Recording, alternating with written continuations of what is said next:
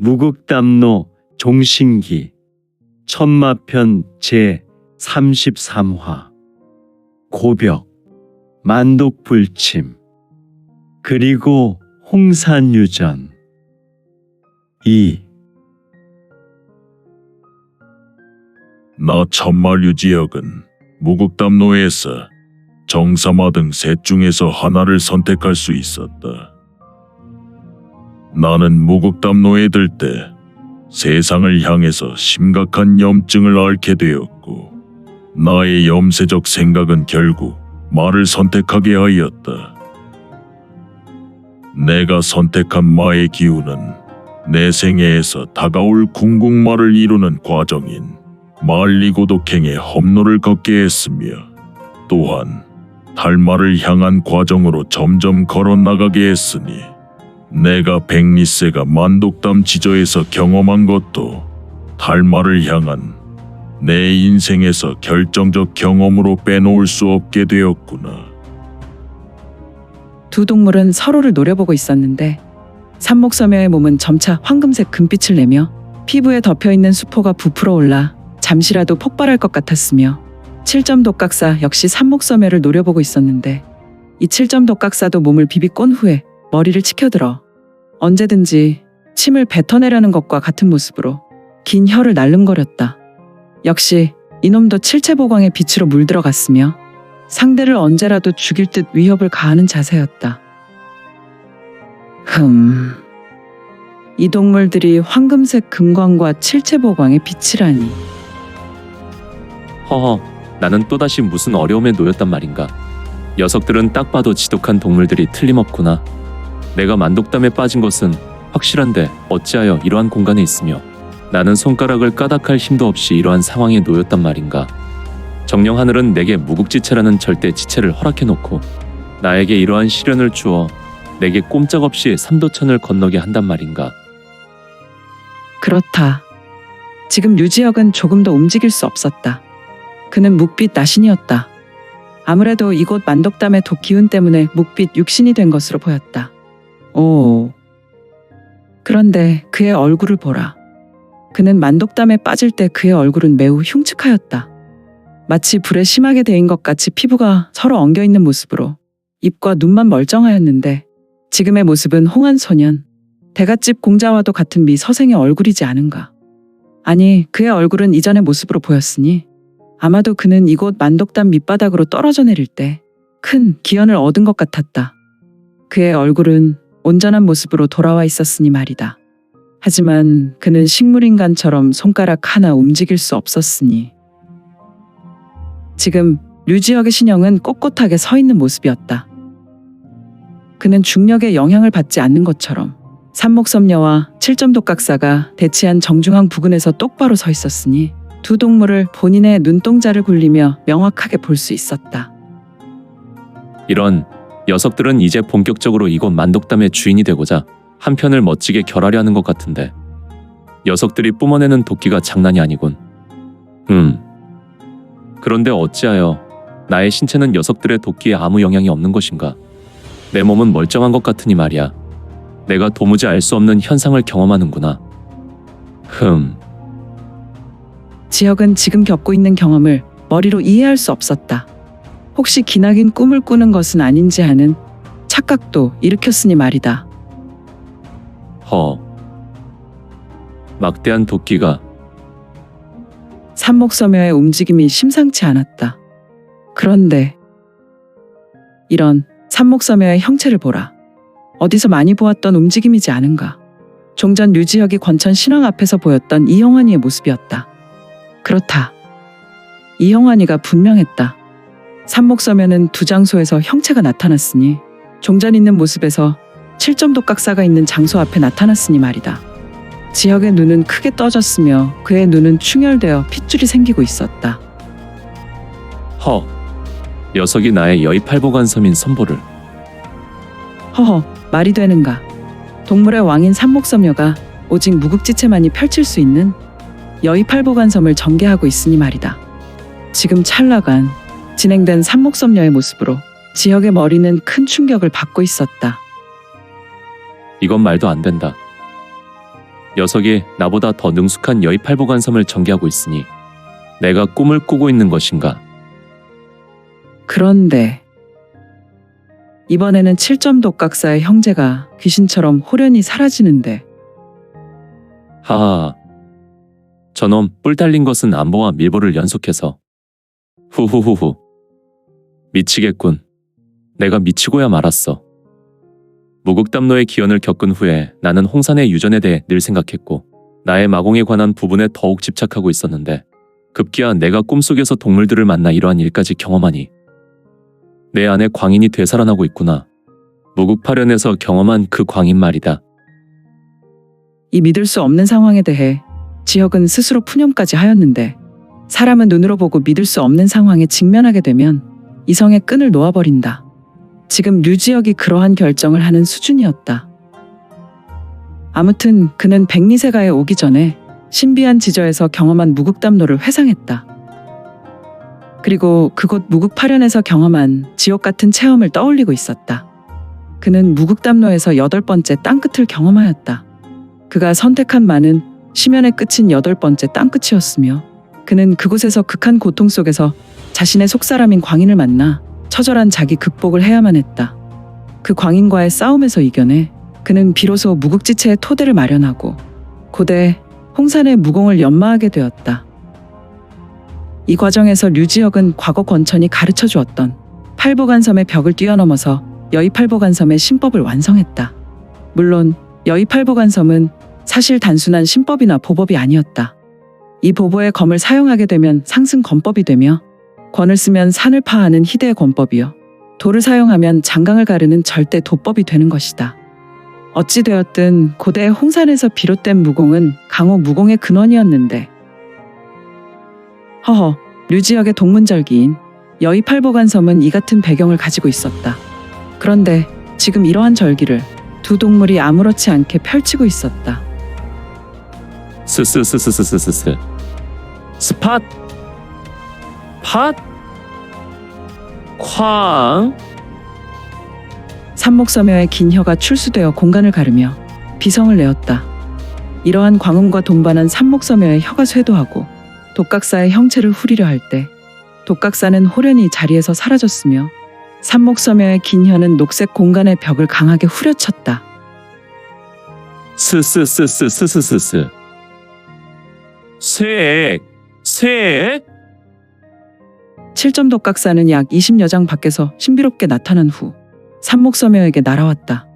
녀석이 갈지를 그으며 날아왔는데 이 사중왕은 공간을 쇄도할 때 쇳소리를 내며 날아왔으며 역시 녀석은 연신섬여에게 침을 뱉어내었다. 허허, 녀석의 공격은 마치 수많은 살수가 하나의 절대 무인에게 암기를 마구 던지는 모습과도 같았다. 여기에 산목섬여는 폴짝폴짝 튀었는데 이 모습을 단순한 모습으로 보면 안 되는 것이 정확하군. 나는 건 태, 리, 진, 손, 감, 간, 곤 8개의 순서로 팔보간섬을 밟아나갔는데 녀석들은 이러한 순서를 역순으로 움직이다가 다시 정순으로 움직이고 때로는 건너뛰고 빠르게 움직이며 그 순서로 진행하는구나. 그동안 나의 고정관념을 완전히 파괴하는 움직임이 두 동물에게서 보이니 나는 그동안 여의팔보간섬을 유연하지 못한 방식으로 생각했어. 그런데 녀석들이 어찌하여 홍산의 유전을 저리도 잘 펼치고 있는 것인지. 두 동물은 지금 지혁의 스승처럼 몸소 여의팔보간섬을 전개하며 지혁에게 큰 심득을 주고 있었다. 아무튼 지금 두 동물의 대결은 점입가경이었으며 점점 더욱 독한 도끼를 펼치며 점차로 끝을 향해 달려가고 있었으니 백리세가의 안과 가주의 내실. 내실에는 오직 네 사람이 있었다. 물론 한 인물은 침상에 누워 있었으며 그의 얼굴 혈색은 창백했다.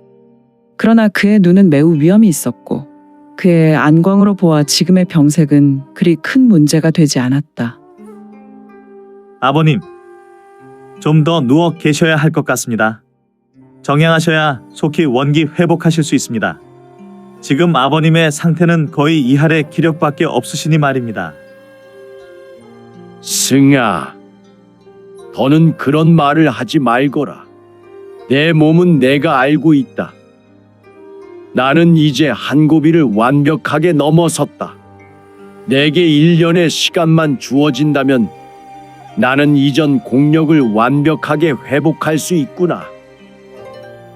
아, 알겠습니다.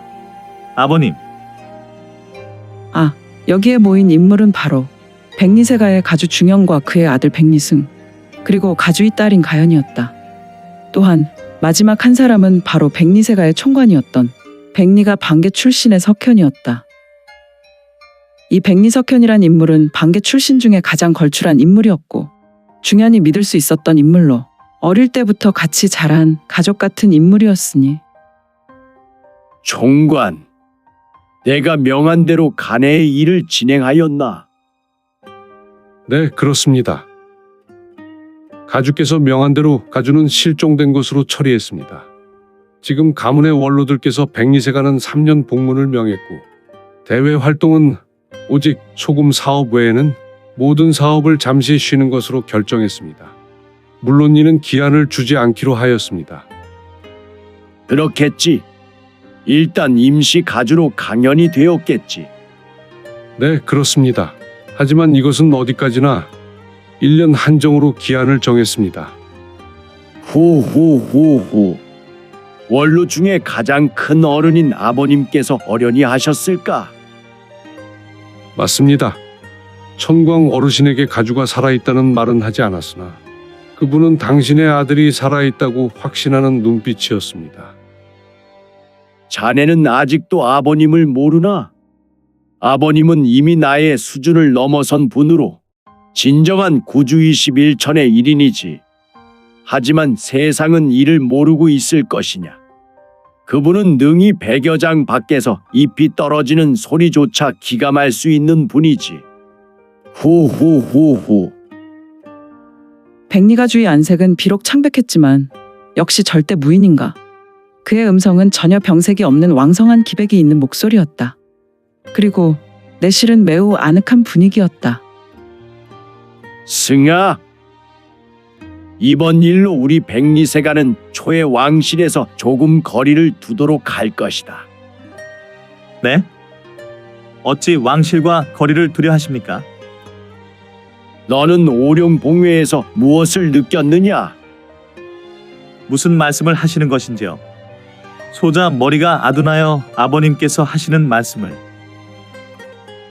지금은 난세가 도래했다. 전국 치룡의 시대에 이제 태평성대는 끝이 났구나.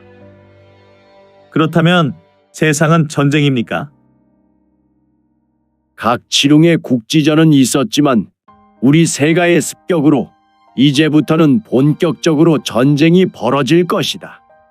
아마도 위와 초는 바로 전쟁의 소용돌이로 들어갈 것이다. 헛. 아버님, 소자는 이 부분을 좀 더 자세하게 듣고 싶습니다. 총관, 내가 명한 부분을 알아보았는가? 네, 가주께서 말씀하신 대로 남궁세가는 초의 왕실을 긴밀하게 오가고 있었습니다. 그들은 출병하려는 것 같았습니다. 역시 사병에게 과도한 훈련을 시키고 사병을 더 많이 모으고 있었으며 또한 용병도 모집하고 있었습니다. 상관 가주는 그저 하수인이었다. 나를 죽이려 하였지만 아마도 연애 모윤가가 나서서 남궁세가를 부추겼고 상관세가의 가주 상관정량이 하수인으로 나선 것 같구나. 상관정량의 파라묵혈수는 남궁가주의 참마수와 같은 현상인 내가중수법으로 이에 당한 자들은 장기가 모두 가루가 되지. 상관이 나선 것은 모용태의 꾀가 분명하다. 초는 우선 위와 싸우고 위를 무너뜨린 후에 남궁세가의 위세를 초에서 누그러뜨리며 이거양득의 수를 둔 것 같구나. 상관이나 남궁이나 모용가 입장에서는 누네가시와 같은 존재이니 말이다. 물론 그 전에 우리 백리가를 몰락시키고 싶었지만 말이다. 허허허. 모용태 그자는 매우 무서운 인물이군요. 승아, 우리 백리원이 무엇하는 곳이냐? 그야 정보를 다루는 백리세가의 머리와 같은 곳이지 않습니까? 여기 있는 석현이 우리 세가의 총관인 동시에 백리원의 원주다. 그의 동생 장현은 오랜 세월 타지에서 생활하고 있지. 그는 지금 연애 개성에 있구나. 흡. 아, 장현 숙부를 못 본 지 10년이 넘었는데 그분은 백리원의 부원주 신분으로 외유하시는 백리세가의 거상 신분이지만 실제로 백리원에서 정보를 모으는 눈이 되시는 분이지. 너의 장현 숙부가 개의 소식을 전해왔다. 개에서 신흥 문파인 신학문과 저광문이 개파하였고 이들은 바로 모용가에 가신 문파라는 정보이구나. 그들은 강호에서 본격적인 활동을 시작했으며 난 옆장 묵지에서 이들을 보았다. 이런? 백리승은 아비의 말로 탄식하며 격하게 대경했다. 내가 그동안 백리원을 오가며 구주 21천에 관해 알아봤는데 저광문의 문주 저광은 3계 중 섬캐묵장 장천이었으며 신학문의 문주는 10권에 속한 권천이지 않은가. 이 권천은 구주 21천 21개의 하늘 중에서도 상자에 속하는 인물이었지. 그런 그 두 사람과 상관정량이 아버님을 사지로 몰았다는 것은 바로 21개의 하늘 중 셋이라면 대나신선이라도 살아올 수 없는 사지가 아니겠는가. 백리승은 매우 당황한 얼굴을 하며 아버님, 정말 괴 공자가 아버님을 구해주셨단 말입니까? 당시 아버님이 사경을 헤맬 때 아버님께서 잘못 판단하신 것은 아닌가요? 우리가 알고 있었던 괴 공자의 무공은 그리 뛰어나지 않았습니다. 그렇지. 내가 괴 공자를 처음 만났을 때 그는 단 10년의 내력도 없었으니 말이다. 그런데 그는 얼마 전에 30년이 넘어가는 공력을 가진 것으로 보였다. 난 당시 내가 괴 공자는 내가 모르는 신비가 있다고 판단했지. 그런데 내가 삼도천 목전에 만독지 곁에서 마지막 보았을 때 그의 무공과 내력은 나와 비교해도 전혀 손색이 없었다. 아니지. 나보다 더 뛰어난 무공을 가진 것처럼 보였으니. 아버님, 그것은 말도 안 됩니다. 아버님과 같은 반열의 고수는 화신경의 고수로 반인반선의 경지가 아닙니까? 다른 강호의 호사가들은 구주 21천의 절대자들만 등봉조국의 경지에 있다고 전하는데 그가 아무리 뛰어나도 화신경의 경지에 있을까요? 아버님께서 사지에 있을 때 잘못 생각하신 것은 아닙니까? 아니구나. 그는 분명히 상관정량에 펼친 회심의 수를 아무렇지 않게 막아냈구나. 다만 그의 모습에서 짙은 사기와 마기가 진동했으니. 백리승은 자신과 같은 나이 또래의 괴공자 류지혁이 이 시대 절대 강자와 비등하다는 이유로 심한 질투심이 일어났고 그는 현실을 부정하고 싶었다. 다만 본인 아버지의 말을 부인할 수 없었는데 내가 조금 피곤하구나. 이제 쉬고 싶다. 총관과 승은 이제 나가서 내가 명한 일을 마저 진행하고 사흘 후에 보자꾸나. 자주 안가를 왕래하면 강연이가 의심하니 말이다. 백리중현의 말에 백리승의 얼굴은 더욱 긴장감이 맴돌았고 소가죽, 이제 나와 함께 염산으로 이동하시지요. 괴 공자가 만독지에서 죽은 일로 염산의 소금 생간이 멈추게 되었습니다. 그곳에서 소가죽께서 일꾼들을 독려하시는 것이 좋을 것 같습니다. 아, 알겠소. 총관, 그래, 두 사람은 염산으로 이동하고. 총관이 내실에서 나갈 무렵 백리세가의 소가주 승은 본인의 여동생 가연을 힐끗 보았다. 너는 나와 같이 염산으로 가자꾸나. 네?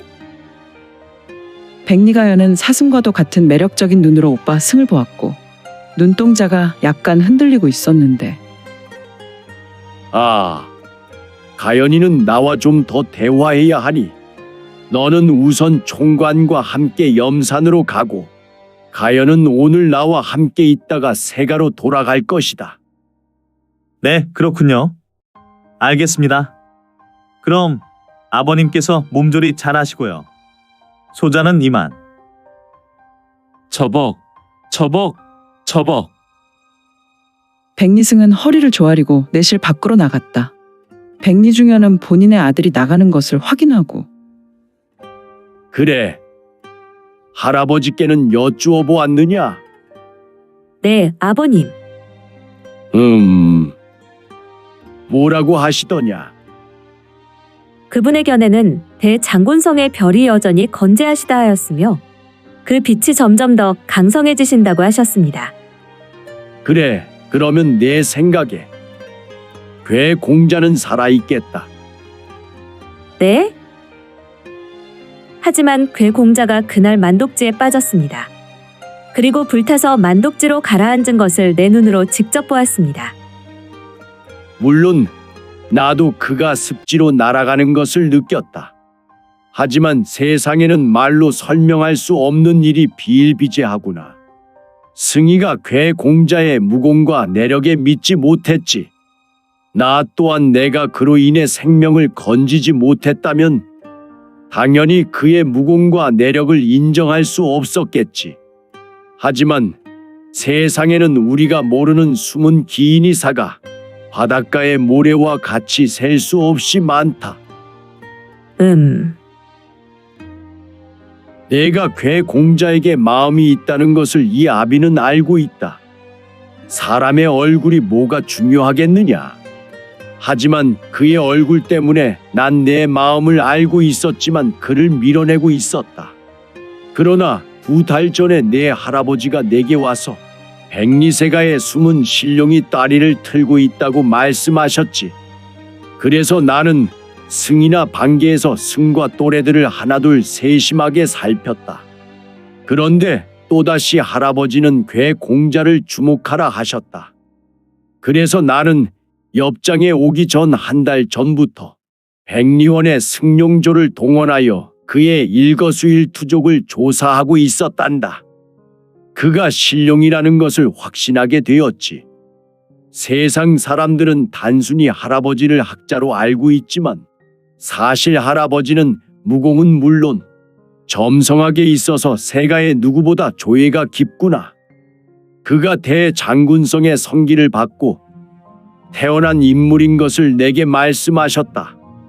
그는 반드시 세상에서 유일무이한 인물이 될 것이라 하셨다. 그래서 내가 괴 공자에게 향한 마음을 나는 인정하기로 한 것이다.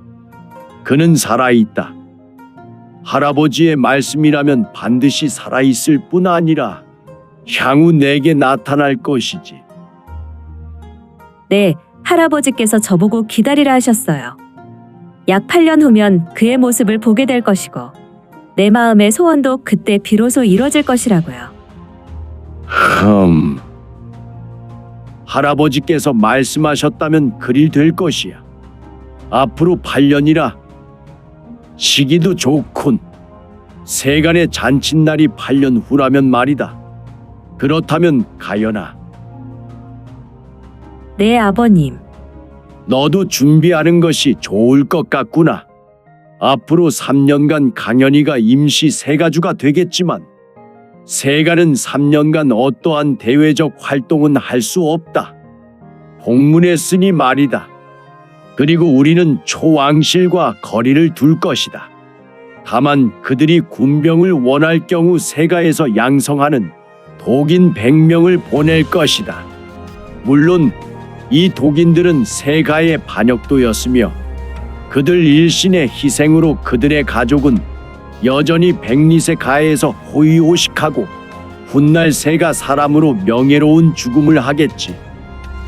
만독지에서 얻은 희대의 장독으로 연단된 도기는 능히 1인당 군병 1000여 명을 상대할 수 있을 것이다. 그들이 뿜어내는 독강은 내가 상대해도 벅차니 말이다.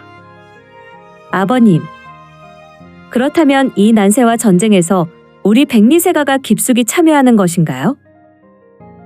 아니구나. 딱 거기까지다.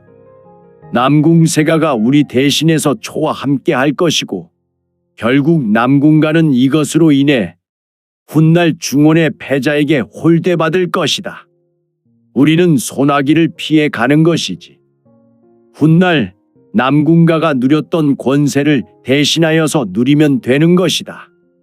우리 백리가가 중원에서 1000년 가문으로 버틸 수 있었던 이유는 다 이러한 지혜로 비롯되었구나. 후후후후. 너는 그날까지 준비하여 신령을 품을 봉황이 되도록 준비하면 되겠다. 아, 초왕실과 거리를 두는 것에 네 할아버지께서 강연을 잘 통제할 것이다. 후후후후. 역시 강호 5대세가 중에 연의 모용세가와 초의 백리세가를 으뜸으로 여겼는데 강호 호사가들은 모용태와 백리중연을 용호상박이라 불렀다. 이들의 모계가 5대세가 중 단연 으뜸이었기 때문이었으니 여인 백리가연은 아버지의 말을 들으며 괴공자 류지혁을 생각하였다. 그가 살아있다는 희망에 가연의 얼굴은 부끄럽게 늦가을 익어가는 홍시빛으로 물들어갔고 그녀의 간절한 소망으로 여인의 눈은 더욱더 신비로운 빛을 내고 있었는데 과연 유지혁과 백리가연의 인연은 끊어지지 않고 계속해서 이어질지. 내실을 비추고 있었던 등잔 위 호롱불은 바람이 없었지만 은은하게 흔들리고 있었으며